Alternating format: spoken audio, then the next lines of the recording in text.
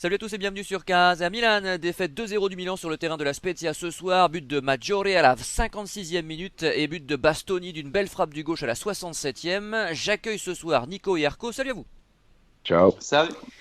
Nico, nous parlions ces dernières semaines de défaites face à la Juve, face à l'Atalanta, face à l'Inter en coupe. Mais là, nous jouions contre la plus mauvaise équipe de Serie A à domicile. Une seule victoire cette saison pour la Spezia. Et malgré le retour des titulaires, le Milan n'a pas existé. Est-ce la pire prestation milanaise de la saison? Largement. On avait eu des prestations qui faisaient peur, comme contre le Genoa, mais il y avait eu quand même un petit moment de révolte pour essayer d'aller accrocher un match nul. Là, c'est ça qui est terrible, c'est soit tu te dis c'était un jour sans, mais bon, ils sont tous passés à côté. Soit moi, ce match, il me fait un peu peur avant le derby dans une semaine. En plus, la possibilité que l'Inter puisse passer devant nous ce week-end, L'Inter qui joue c'est contre la Lazio demain, hein.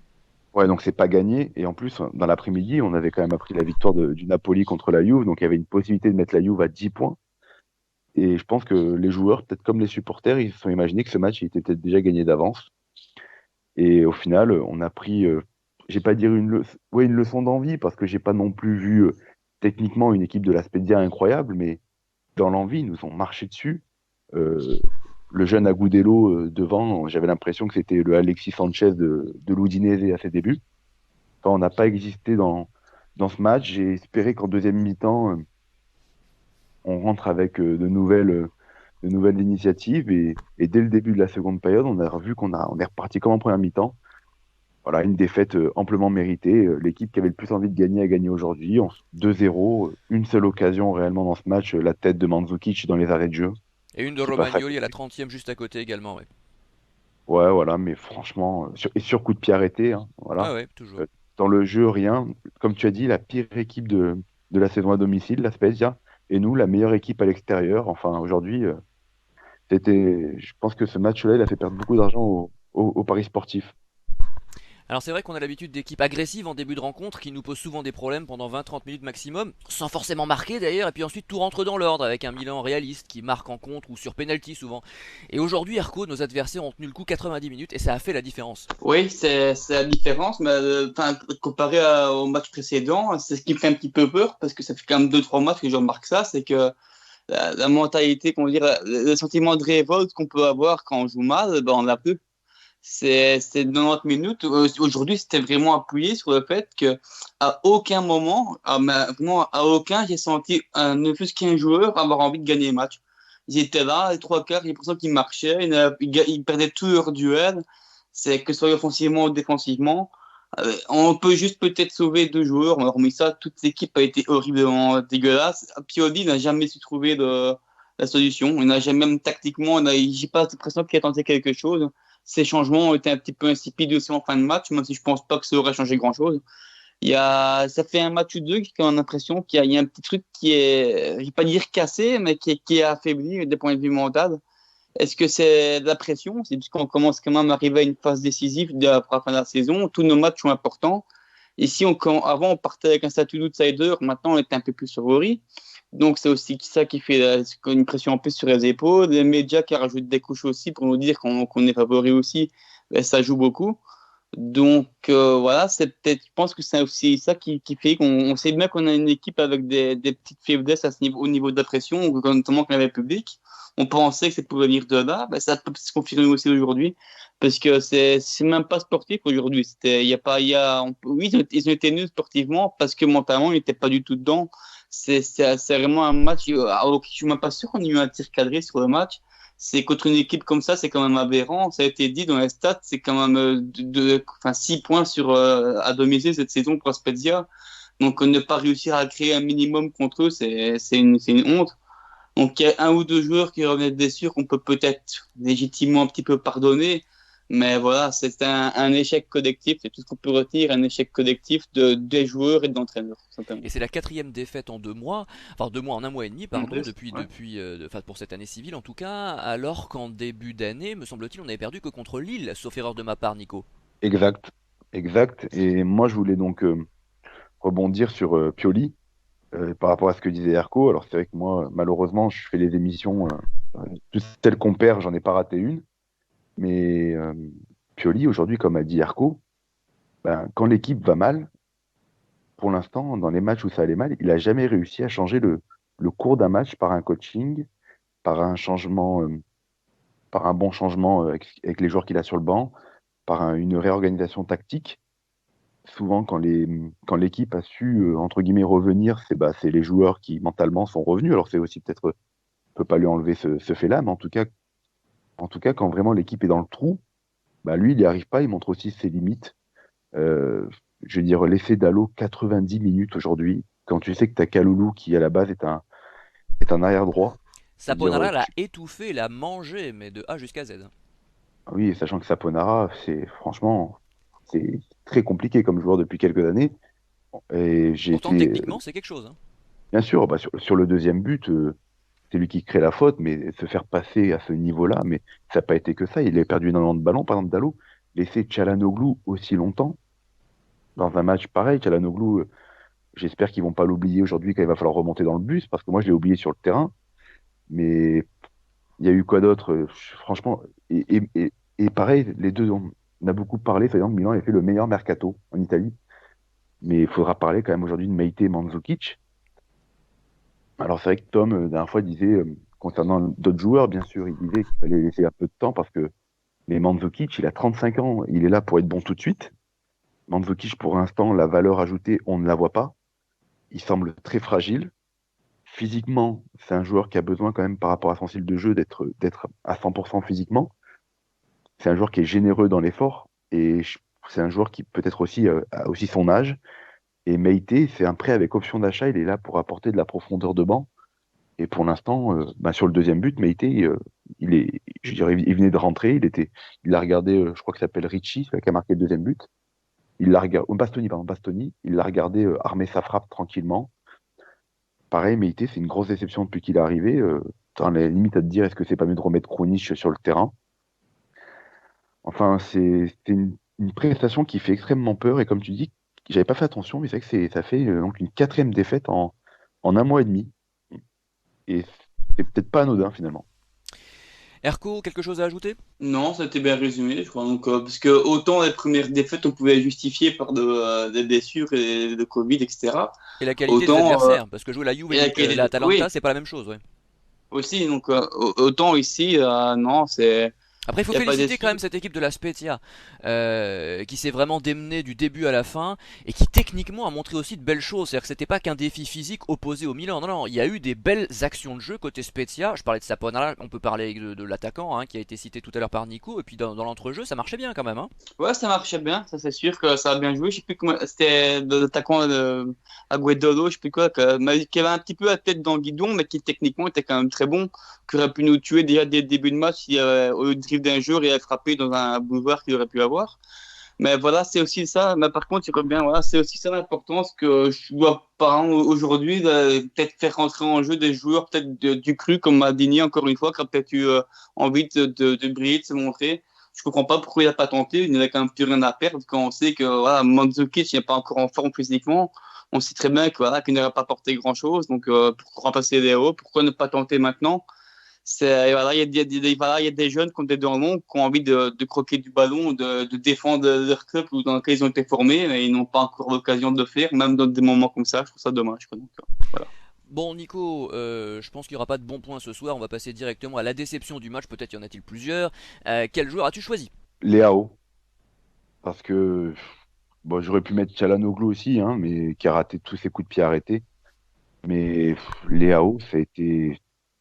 En fait, t'espères de lui l'éclair dans un match comme ça, sur une accélération, qui puisse éliminer, qui. Et là, en fait, ce mec-là, c'est Dr. Jekyll and Mr. Hyde, et aujourd'hui, voilà, bah, on avait le mauvais côté, tout simplement.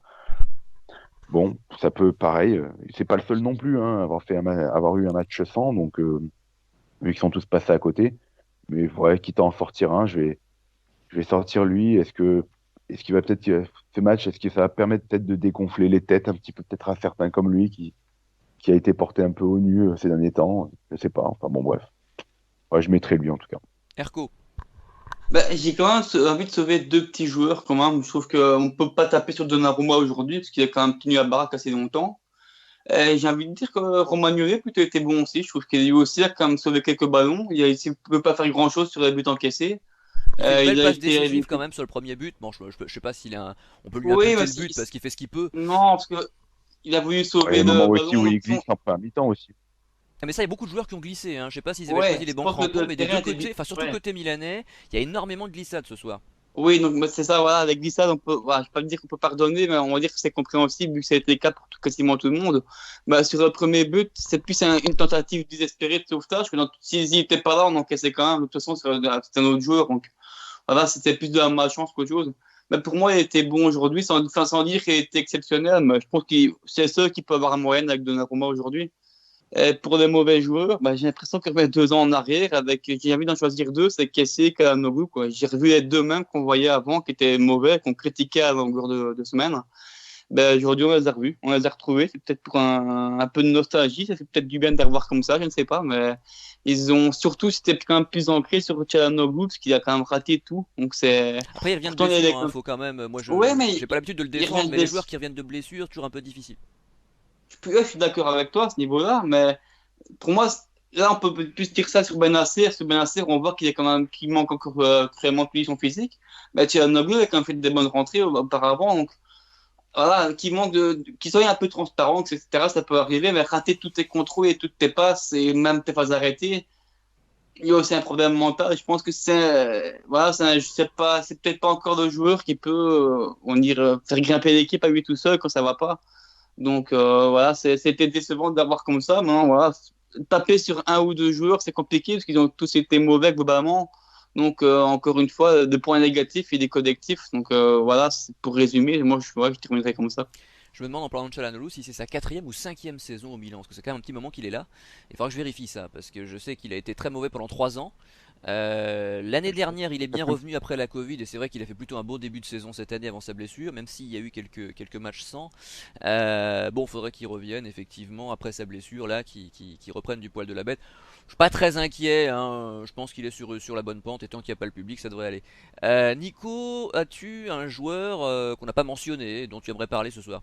Ben, moi, j'ai Tomori qui a fait une entrée qui a donné l'impression que, voilà, qui a apporté vraiment du physique au milieu de terrain, qu'aurait dû apporter Maïté. Et lui l'a apporté en tout cas.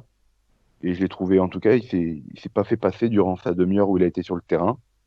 Et il a donné du répondant physique. Donc voilà, j'ai noté une bonne entrée de Tomori. Très bien, Erko. Oui, il y a bien résumé, quoi. C'est le seul joueur qu'on peut un petit peu mettre, sinon non. Non, j'ai rien d'autre à souligner. Non, c'était médiocre, quoi. Donc, Eh ben, on passe au mot de la fin avec Nico. Même mot de la fin, ça va être pour la Coupe d'Europe qui reprend jeudi. En espérant, voilà, ça va nous donner peut-être un avant-goût avant le derby, de se dire est-ce que le Milan est vraiment dans une très mauvaise passe en fonction de ce qu'on va faire jeudi contre l'Étoile Rouge, ou est-ce qu'on va se ressaisir, enfin bon, et, et ne pas brader surtout cette Coupe d'Europe, parce que moi, ce match-là, il me fait mal à la tête, parce que je m'étais dit que si on gagnait, tu étais obligé de jouer, de le dire officiellement que tu joues le titre, car quand tu mets la Juve à 10 points, il te reste plus que l'Inter avant un match, donc le week-end prochain, qui aurait été vraiment, qui quoi qu'il arrive va être enflammé, quel que soit le résultat contre la Lazio. Mais perdre un match comme ça te fait dire que t'as pas le niveau pour jouer le titre. Donc ne surtout pas brader la petite Coupe d'Europe, car peut-être que dans pas longtemps, on va re-rentrer dans le rang et on va arrêter de rêver peut-être. Et je pense que de toute façon, ce sera suffisant l'avance qu'on a pour maintenir au moins la quatrième place pour la Ligue des Champions, donc au moins garder cette Coupe d'Europe qui nous restera pour peut-être enflammer les milieux de semaine. Oui, on rappelle que c'est l'ambition du club, hein, c'était retrouver la Ligue des Champions. Alors évidemment, quand tu es champion d'hiver, tu espères toujours aller plus loin, tu espères toujours, même si on n'osait pas trop le dire ici, parce qu'on a l'expérience du passé, puis parce que on connaît très bien cette équipe, on sait que l'Inter également est beaucoup plus compétitive a priori que nous, un effectif beaucoup plus fourni, meilleur remplaçant, etc. Secrètement, on a toujours cette idée que le Milan peut-être pourrait remporter le titre, mais on n'ose pas le dire en fait. Hein, on reste prudent, et là c'est vrai que l'Inter a une grosse occasion de nous passer devant, et la semaine prochaine ce fameux derby qu'on suivra, hein, bien évidemment parce qu'on sera là dimanche prochain, on enregistrera à 17h, l'émission sera en ligne sans doute une heure et demie après. Eh bien c'est un match qui vaudra très très cher. Erko, ton mot de la fin. bah, je vais rebondir sur la Coupe d'Europe aussi, parce que c'est aussi comment dire, une des conditions qui fait un peu peur pour cette fin de saison, c'est qu'on a un peu le cul entre deux chaises, dans le sens que est-ce qu'on doit plus miser championnat ou la Coupe d'Europe? Parce que pour moi, donc, je confirme, enfin, je pense toujours qu'on n'a pas l'effectif pour jouer les deux à fond, en sachant que le cinquième n'est pas non plus très loin donc, du championnat. Donc voilà, la quatrième place n'est pas du tout acquise, mais à la fois en pensant aussi que la Coupe d'Europe peut nous apporter aussi une place qualificative avec des champions en cas d'échec en championnat, ce qui j'espère n'arrivera pas. Mais voilà, c'est quand même compliqué de voilà. Et puis est-ce qu'une défaite en Europa League pourrait aussi avoir un impact moral? Est-ce que ça pourrait aussi nous donner plus de fatigue physiquement, surtout quand on sait que l'Inter n'a plus rien du tout à jouer. Donc eux, c'est que c'est all-in sur le championnat. C'est voilà, mentalement, il faudra se poser les bonnes questions, savoir ce qu'on veut faire. Et je pense qu'il faut vraiment jouer à fond l'un et pas l'autre. Et c'est un peu dommage de dire ça, mais peut-être pour moi, il faudrait peut-être bazarder l'Europa League parce que, ou en tout cas, pas mettre les titulaires et bien mettre au repos les cadres de l'équipe. Mais en tout cas, un choix doit être fait. Et, voilà, j'ai peur que ça rentre dans les têtes de l'entraîneur, en tout cas, et qu'il ne sache pas vraiment sur quoi miser. Et plutôt que voilà, de mettre tout sur un et l'autre, il va faire plutôt, comment dire, miser un petit peu sur un et un petit peu sur l'autre. Et à la fin, ben, on va bazarder les deux. Donc, voilà, j'espère me tromper et j'espère qu'on fera les bons choix en tout cas. Ouais, alors c'est la position de Tom, hein, qui voulait également laisser tomber l'Europa League, mais Nico veut réagir. Bah, moi, c'est ce que vient de dire Erko. Il dit pour faire reposer les titulaires. Mais ça fait 2 semaines qu'on joue plus qu'un match par semaine et on est arrivé avec l'équipe type aujourd'hui. C'est ça qui est terrible, c'est ils avaient le temps pour le préparer ce match. Le match du week-end d'avant, c'était Crotone et avant, c'était Bologne. C'était pas on n'a pas affronté les cadors du championnat. Et on sort une prestation pareille.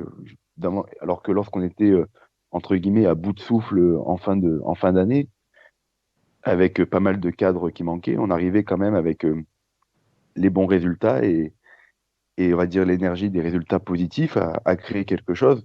C'est pour ça que, oui, c'est sûr, peut-être pas aligner les 11 titulaires, mais à la base, les Mandzukic et les Meite sont venus pour ça.